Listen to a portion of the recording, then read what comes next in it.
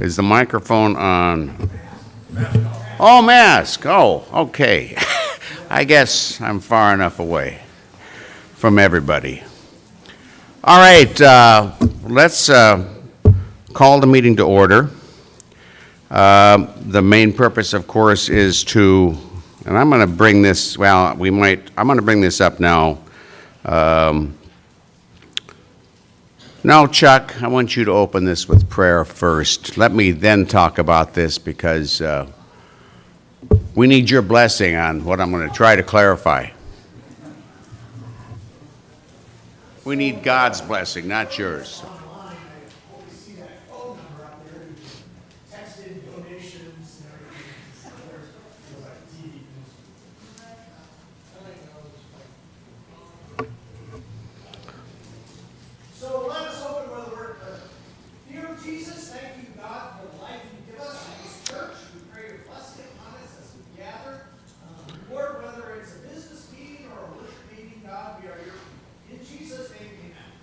Amen. Thank you, Chuck. Rebecca, is she back there? There she is. Susan's there. Rebecca is the one who will establish that we have a quorum, and we do have a quorum, so we are legal to proceed. As you see, if you've got the agenda there are some basic items, two basic items. Approve the budget and the election of leadership and nominating teams. And then we'll discuss, open for discussion, anything on the annual report. We'll have some updates from various missions and committees and staff.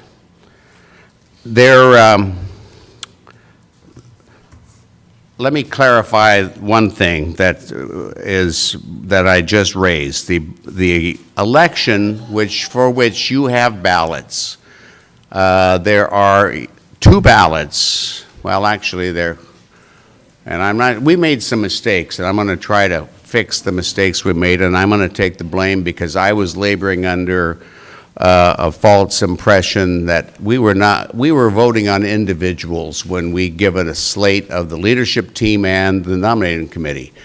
I was told to read the bylaws more carefully, and the bylaws say we don't vote for individuals because we have a nominating committee for the leadership team that in fact does our vetting for us. They interview people and they say, hey, this is a group of people that we think meet the qualifications that the bylaws set forth, and this is the slate we're presenting. So we are going to say yay or nay to the slate they present. The ballots that we handed out, the ballots for the leadership team is on the back page of the annual reports, the last page. If you don't have that full annual report in your presence, we printed up some extra sheets. So you need a ballot for the nominating committee, you need a ballot for the leadership team. The ballot for the nominating committee is separately, and Susan has been handing out ballots for that. Oops, Carrie is going to help me explain something. Apparently, on the back of your agenda, there is the ballot for everything. The budget, the slate for the nominating committee, and the leadership team. Each person just needs one agenda, and your ballot's behind there. Well, that does it, yes. I was thinking about the problem is that we have one of our mistakes, because we're human, is that we've been handing out the other ballots. We don't want people to vote twice, so if you've voted for the two slates of candidates for the two committees, two groups, the only thing you need to do on that back page is vote for the budget. So, but if you haven't filled out, if Susan hasn't or somebody hasn't handed you a ballot and you haven't filled them out yet, what Carrie just said is exactly right. All you need to do is to look at the back of the agenda, and it says ballot suggestions, and you just X yes, no for the budget, leadership team, and the nominating committee. Did I confuse things, or did I clarify any? Anybody have any questions? Do we understand what's going on? All right. If things come up, questions come up later, this isn't all closed, but if you're not sure how you're supposed to proceed when it comes to the point, and by the way, I think Susan has been collecting, if you've made your vote, she's been collecting ballots. People will go pick up your ballots anytime you're ready to sign them. If you want to wait until later, then that's fine too. Well, okay, I believe that's all I'm going to say for opening. Approval of the minutes from the 2020 annual meeting. They are part of the annual report. And if I can have a motion from the floor to approve the minutes from last year's meeting, we can proceed. Who will move that we pass the minutes, approve the minutes as submitted? Darrell Dietz has made that motion. Do we have a second? All right, Clay Selby has seconded it. All in favor, raise your right hand, or aye. Opposed? All right, minutes are approved by acclamation. All right, we have a video. Yeah, I just want to say a quick word that the outreach team has inserted 2 different videos to try to make this more than just a business meeting. And the first one is some of the homebound reads to us. One is the Christmas program, that's so good for the kids, and then one is about the 12-inch program. The one right now is just readings from our homebound folks that we can take good care of this evening. I'm here with a good friend. Who are you? Hi, this is Anita Shamshak, wishing all my friends at church a wonderful season of the year, and I'm glad that you are all there. So who takes care of you at home? Who helps you stay in your nice home? Oh, I've got 4 kids that take good care of me. Karen, Laura, Ellen, and Dean, and I don't have to worry about a thing because they take care of me. Anything else you want to say to the church, Anita? I want to say I miss you all so much, but I know that you are thinking of me, and I'm thinking of you. Hi, I'm Donna Crawford. I've been around for 87 years, and I belong to the greatest church in the area. So what do you have to say to all those pretenders out there who claim to be Norwegian? Ufta. And aren't you 100% Norwegian? Yes, I am. My mother and dad were both from Norway. What would you say to the congregation on annual meeting Sunday? On what? Annual meeting Sunday. Just attend. Support the pastor.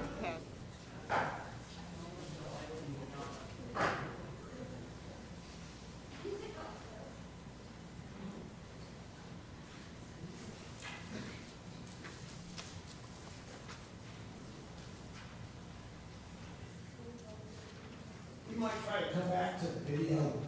Right now, Ian White is going to come forward and share about the video.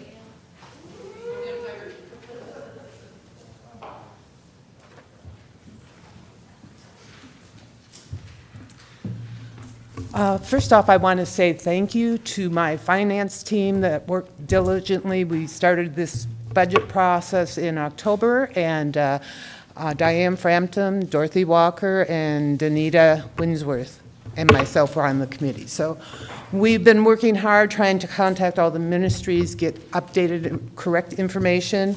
We've also had change in salary, much deserved for a few people who have not had change in salary for a couple of years. So I think this is, the bottom line of the income is 4% over the 2021 budget. It is 13% over the 2021 actual that we received. I think that our congregation is very generous, and I think we are hopefully coming out of this COVID thing, and we can go on. But we have a lot of ministry that we need to do in this congregation, and so I think this is a fair budget, and I'm hoping that if anybody has any questions, let me know.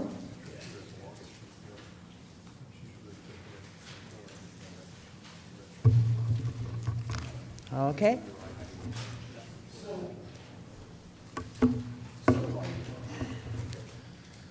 So, Ann, can you clarify for transparency's sake, my understanding is we finished the year about $40,000 behind expenses, correct? Originally last year we're carrying forward. Can you just clarify that? Yes, we did have money that we carried forward from last year that was used to reduce our expenses. We still ended up the year at a minus, almost $6,000. And just because we've been spending a lot and updating things, and we're getting new positions, and so we have some real giving to do in this coming year.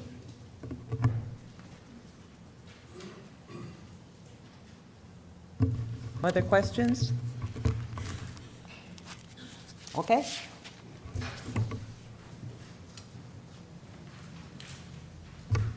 Gail Otto would like to come up and say a word. I saw Ann standing here, and I was congregational president about 4 years ago. Ann was on the leadership team with me, and at that time we had a turnover of treasurers. She, at that time, took on the treasury position as a temporary. She's been doing this for 4 years. I think she should be recognized. Thank you.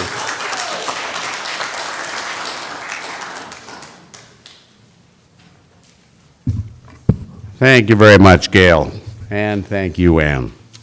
I just realized I got to stand very close to this to be, at least in my ear, it sounds like I need to be close. If you can't hear me, raise your hands. All right.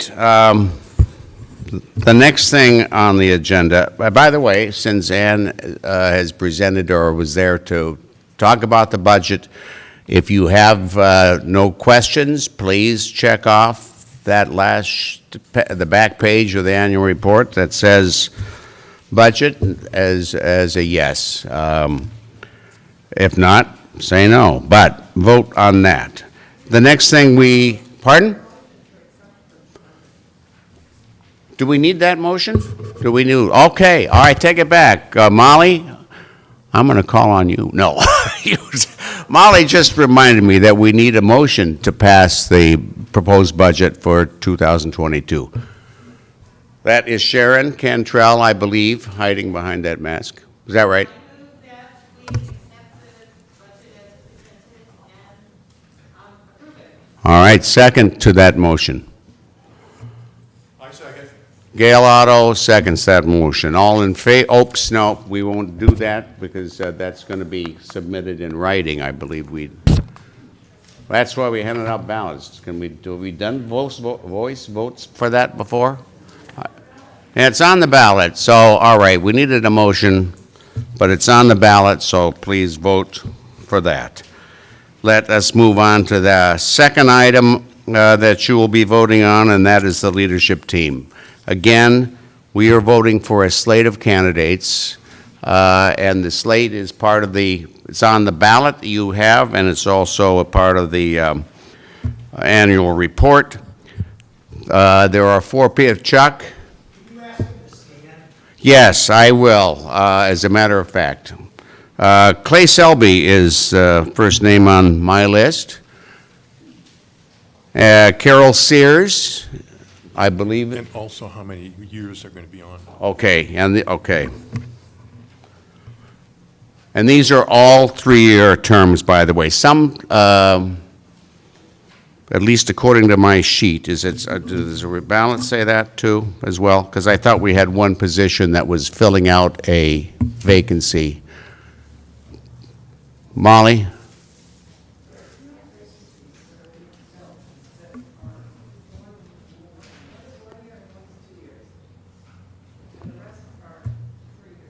Well, we've got, I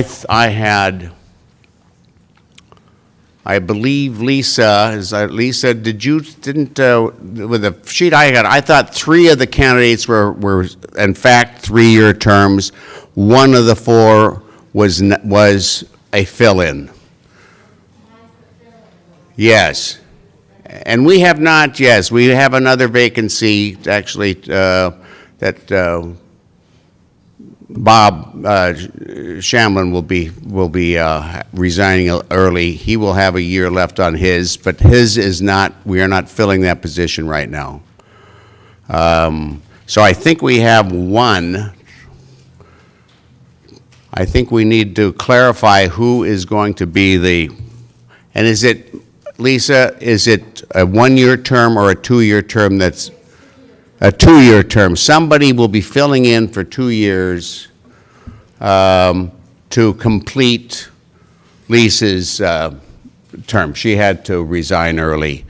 And so we've got one. Yes, Chuck. So John, why don't we have the leadership team sort that out, who's filling what term on Tuesday? Well, I don't think, yes, I agree with you. I think we can do that. That's a good point. I don't know how we'd, I was going to say, hey, can we fix it right now? But I think you're right, we can't. Somebody, I would say the 4 candidates can just debate among themselves who, that's what I would do, is let them determine who's going to be the 2-year. And it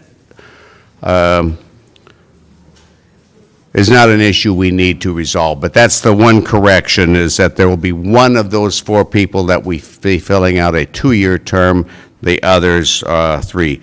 Anyway, so Carol, was Carol here? Did I see Carol? There she is. Judy Lobdell, is she in the house? Judy. And then Kathy Harsh cannot be here today. She let me know that she would not be here. So, but everybody knows, I believe, who Kathy is. Those are the 4 people that the nominating committee has put on the slate submitted to the congregation for a vote. And is this also one we need to have a motion to pass? May I have a motion from the floor?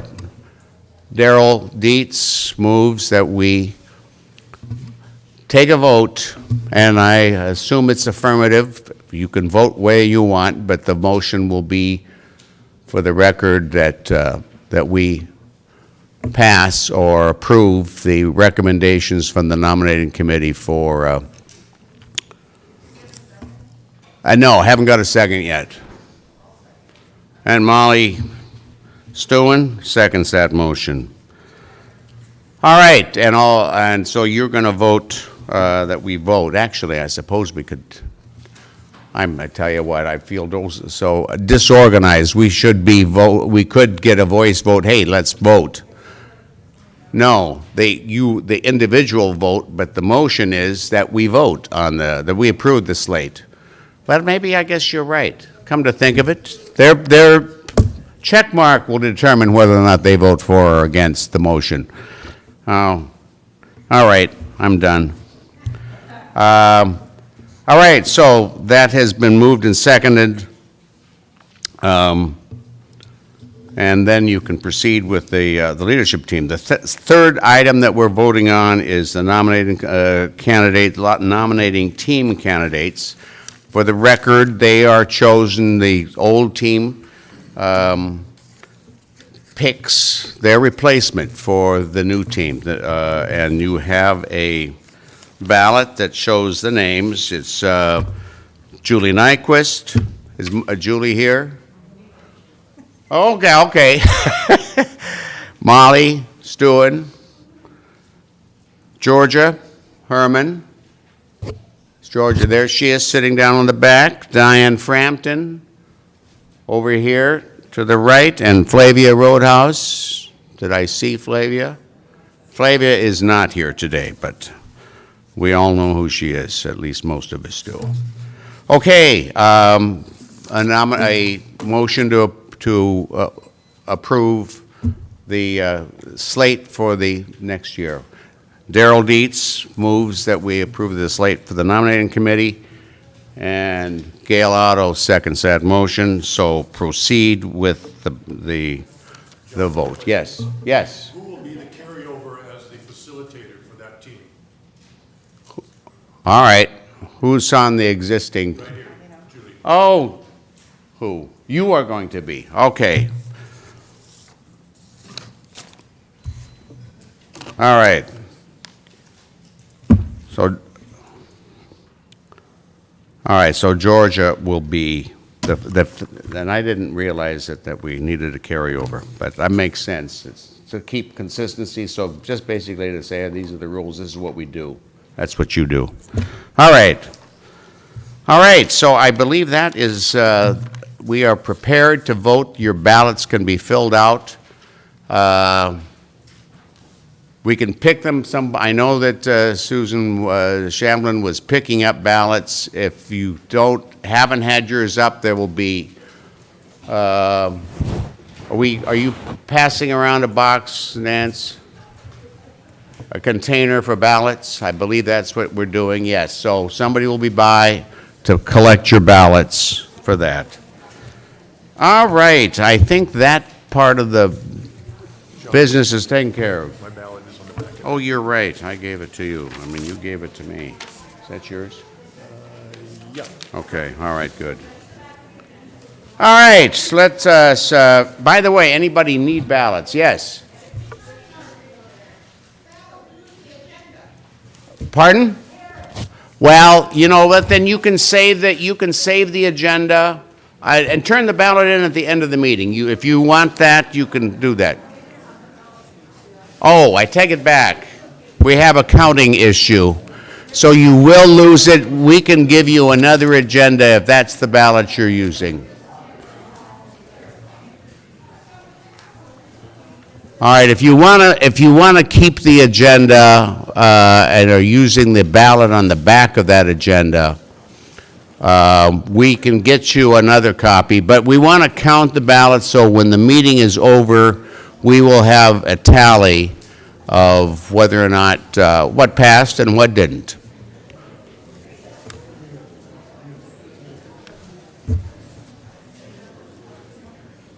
All right, I think we can go ahead. We're just doing the logistics here of collecting ballots, but I will proceed so we can keep the the business meeting going. Chuck, we have another video. Are we ready for, is that still on the agenda?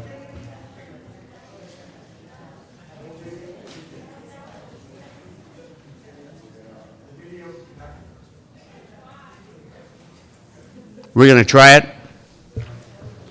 We're checking out our I'm here adjustments with a we're good making friend. to our Who are video you? programming here. So let's see if we've got This is Anita Shamshak, wishing the video on ready. all my friends at church a wonderful season of the year.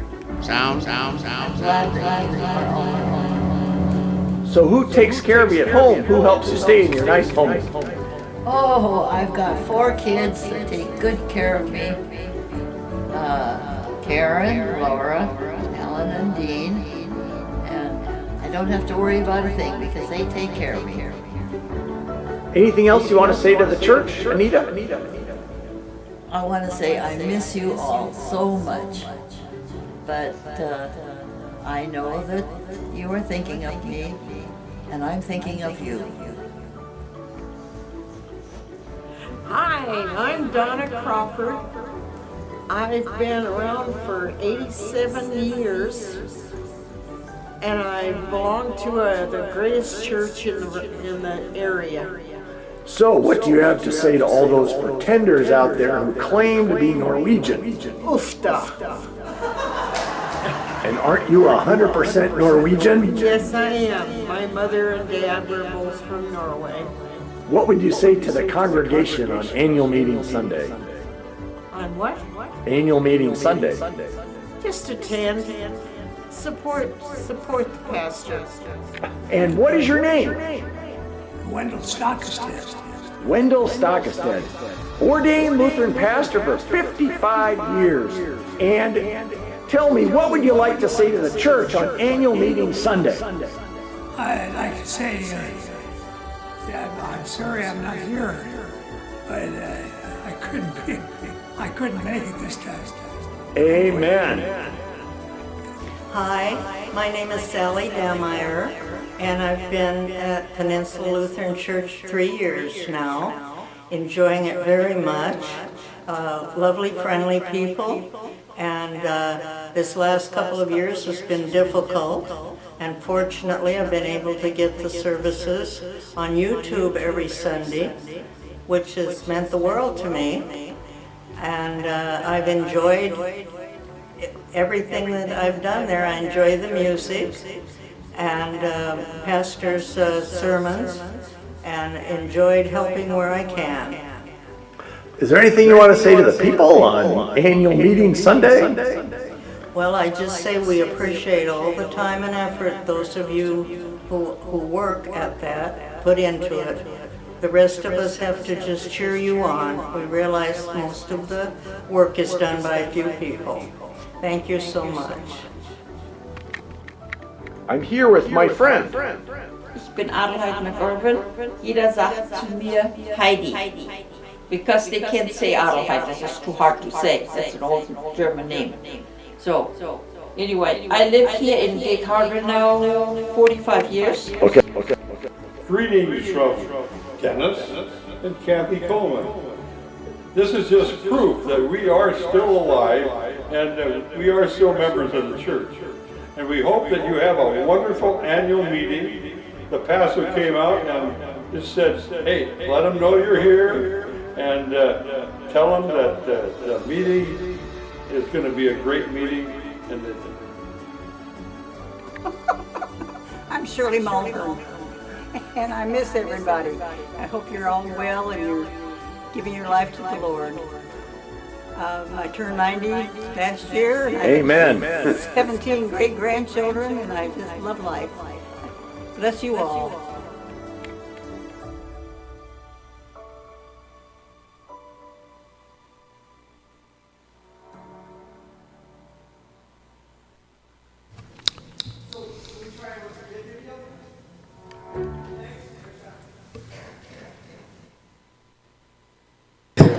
We are so excited all of you are here today. The children worked so hard over the past couple months, and they are so happy to bring the Christmas story to you.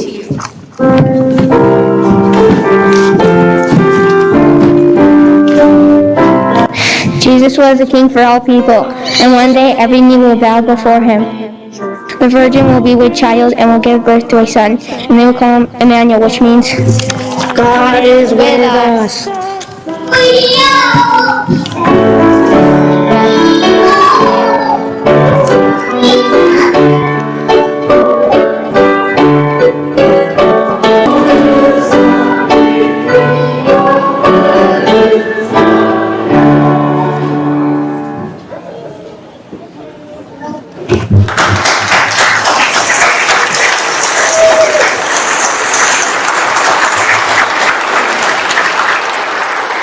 And they will call him Emmanuel, which means God is with us.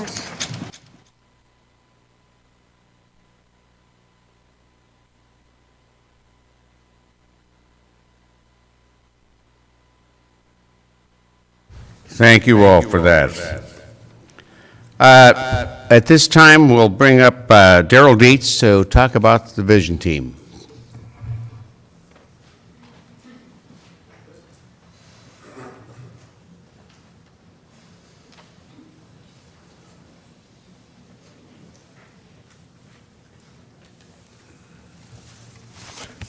Actually, I'm going to talk about the building committee project. We had a uniquely unproductive year in 2021. It takes a real imagination to understand the issues that caused us to have such little productivity. In order to get the city to approve us going forward, we had to provide a design for a, catch this, reserve drain field, a drain field or a septic system which will likely never be built. In order to get approval for the design for the drain field, we had to have proof that a well that we had not used for almost 40 years was decommissioned. Well, anyway, it took us about the rest of the year to get that well decommissioned. I'm not going to spend any more time on what occurred remaining in the year to cause us problems, but let's look forward. In the next week or two, we'll actually be able to resubmit our proposal for continuation of use and for our design review. I imagine that'll take several weeks or months for the city to review. In the interim, we're going to be interviewing and selecting a construction team. As a matter of fact, the first efforts for a walkthrough with various construction firms will take place over the next 2 weeks. And I believe probably by the end of March, we will have a construction company selected. We think after that selection is made, we'll be able to produce some final drawings or good drawings for the building and produce legitimate cost estimates.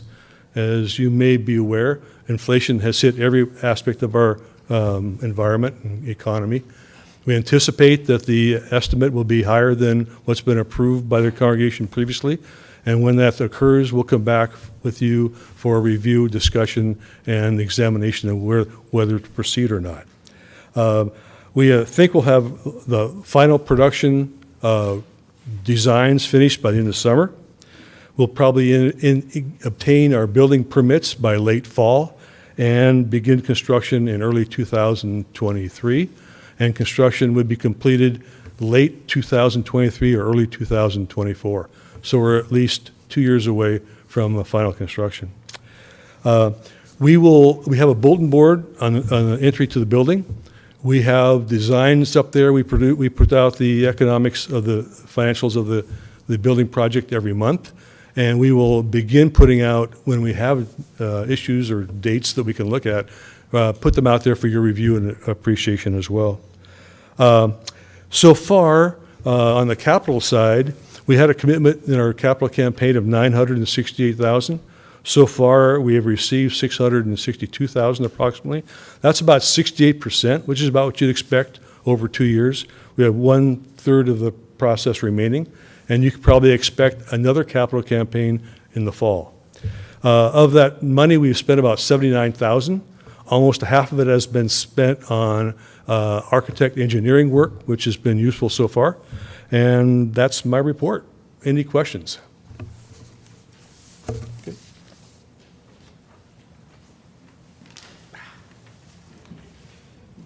Thank you, Darrell. Gail Otto is going to come up and talk to us about some building needs.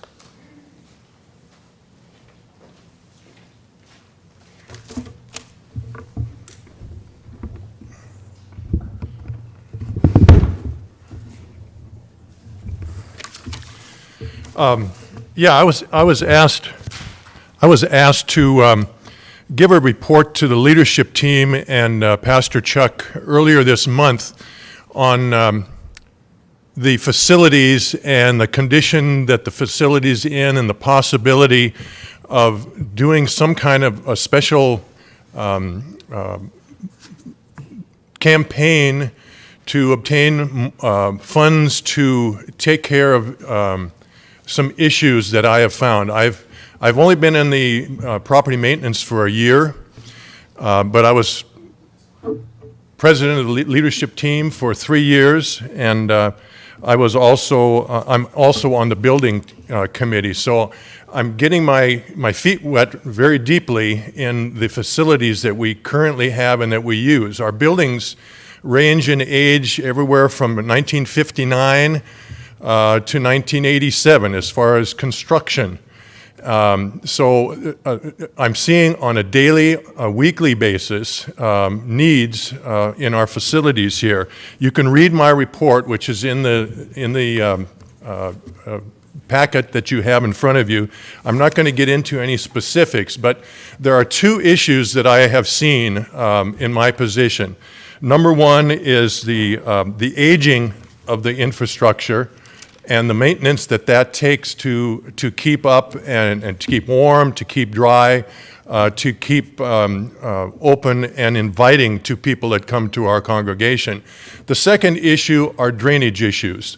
When the buildings were built here way back in '59, contractors were not required to do anything with the water except drain it into the ground.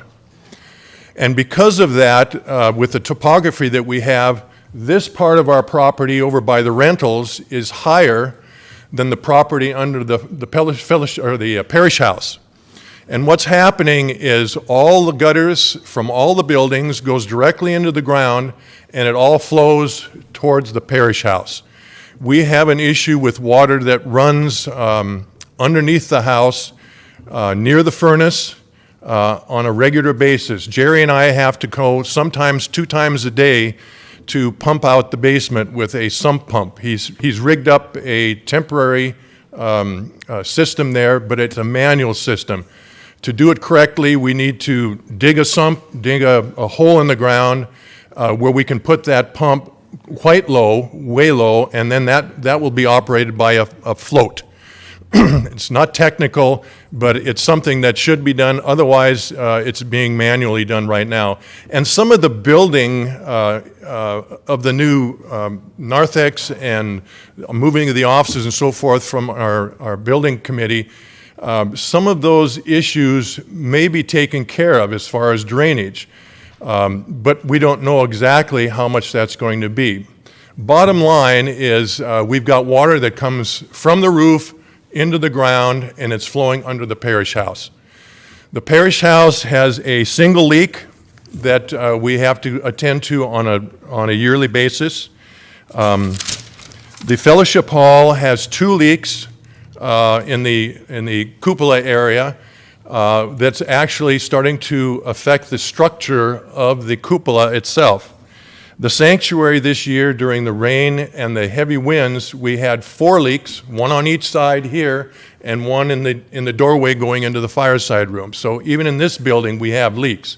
They've been repaired, it's temporary, but talking to the people that did the work here to repair the fellowship hall and the sanctuary, we're looking at a guesstimate. I have nothing in writing yet, this was just verbal. They're talking about, where is it here? $50,000 to $60,000 just for the roofs. To replace the parish house roof, we don't know how old that house roof is, but what we have is shingles on top of shingles. So it's been redone once since 1959 that we know of. But to repair that roof, to take care of the drainage off of that roof, and to repair the lower end of the breezeway where it attaches to the house. There's rotting going on there, and it's a safety issue, as I think I talked about at the last annual meeting. To repair those, we're looking at $25,000 to $30,000.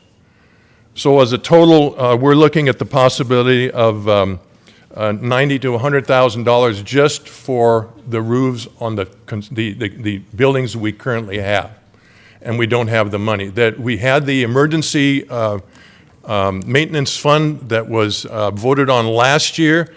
Currently, there is about, what do we have here, $16,000 in that fund that I have not touched, waiting for a decision on what to do with the roofs, because the roofs are a concern. So in our discussion, my discussion and the conversation I'm going to have with the leadership team, we will have to address those issues outside of the budget. Nothing in the budget that we just voted on addresses the facilities and the condition they're in. So I'm open to taking questions at this point. I've got some statistics and things, but I don't want to drag this out. Yes, Sharon? Having been through many of our roof leaks over the years, and even soup pots in the sanctuary and the fellowship hall to pick up rain, is it the design of the roof in the other building?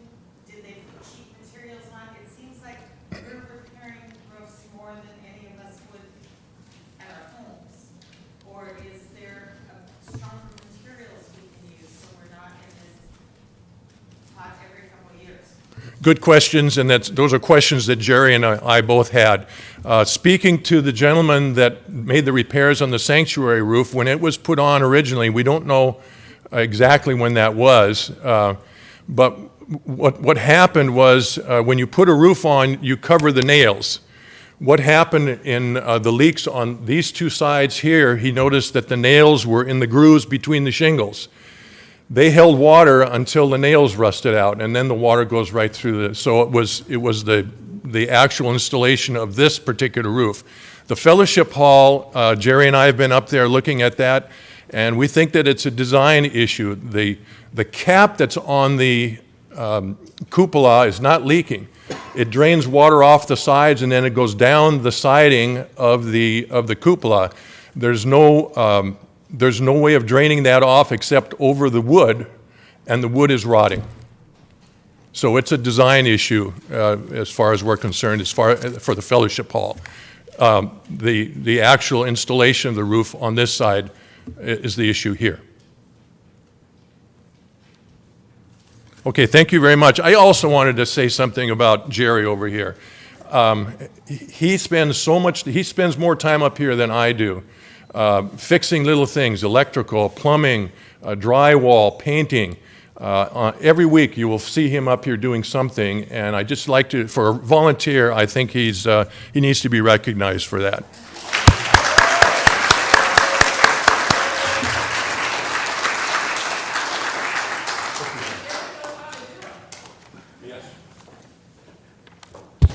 Thank you, Gail.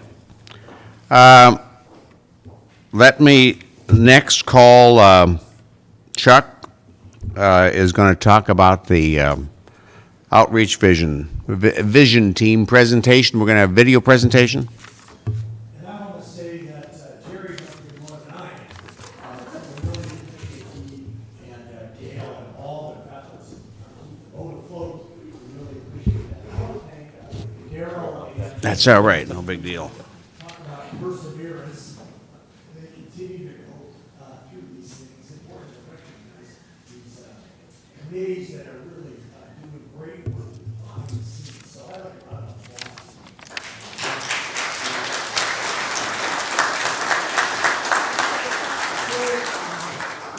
in terms of outreach, I'm going to counter my spiel with the message today. I just want to say how much I appreciate this group that's gathered, is really determined to make some movement as we try to be more outward focused and everything. And one of the great ministries that Bob and Susan Chandler brought with them was, of course, the 12 Days program. So the next video is going to be about that. And my thanks to the crew of the sound group that's very creatively making those videos so we can see them. Happy New Year and a warm hello to our PLC family. I am Annie Morningstar. And I am Charles Morningstar. We are so excited to report back to all of you on how this year's 12 Days of Christmas mission turned out. It was a huge success. For the second year, the PLC congregation joined together to ensure the children from 19 local families would have their nutritional needs met during the Peninsula School District's holiday break. And a truly heartfelt and huge thank you must be given to Bob and Susan Shamblin. The success of this mission is 100% due to their unparalleled enthusiasm and organizational skills. These two amazing PLC family members are simply the best, and we thank you both from the bottom of our hearts. We truly do. This year was packed with joy and fun for all who participated, from the pickup and unloading of the groceries, to the gathering of the items for each of the families, to the deliveries themselves. The excitement really never did stop.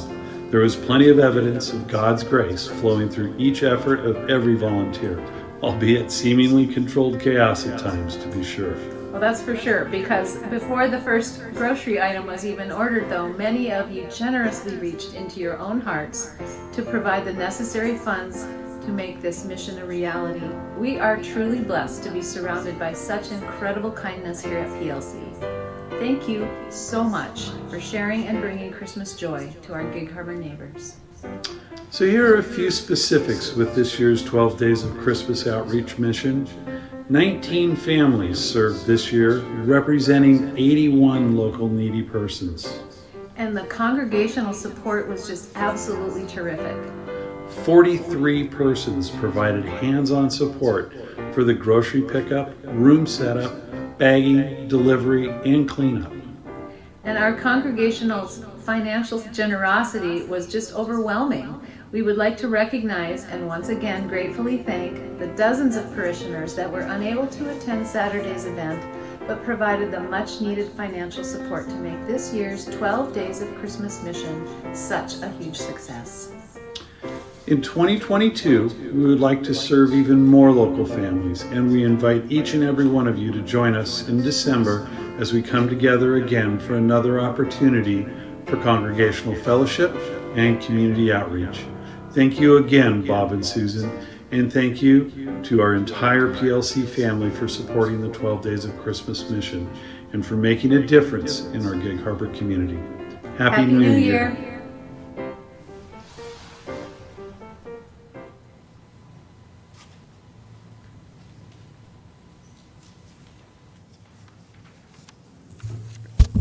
That's it, okay.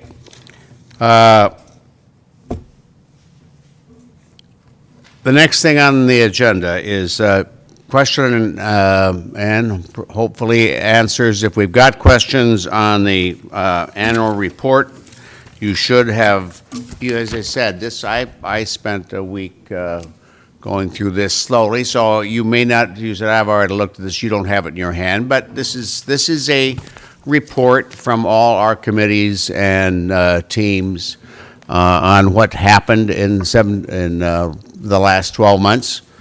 Do we have any questions regarding the annual report? All right, I think we're ready to move on. Well, it is, by the way, yes. I was just reminded that we need to thank people who contributed to this. There was a lot of effort to go in. I believe it is well worth reading. If you haven't read it yet, it has been carefully, I think, put together, and you have a good summary of what's been going on in the congregation. All right. I have been told that we don't have an exact count on the votes that were taken, but we have clearly over 75% approval for the 3 ballot issues that we had. So we have a budget for next year, and we've got a leadership team, which, by the way, will meet this coming Tuesday to elect officers. And we have a new nominating committee. I think at this point, unless there's something for the good of the order, we are ready for a motion to adjourn this meeting. Anything, if there is nothing, may I get a motion to adjourn? Nancy Ellickson moves to adjourn. I paid her to do that. All right. And Sharon Cantrell seconds that. I don't believe that needs a vote, but are we all agreed? Is it time to adjourn? Aye. Yes, all right. Thank you all for coming and staying. Now, by the way, before we walk out, Chuck, close this out, please, with a word.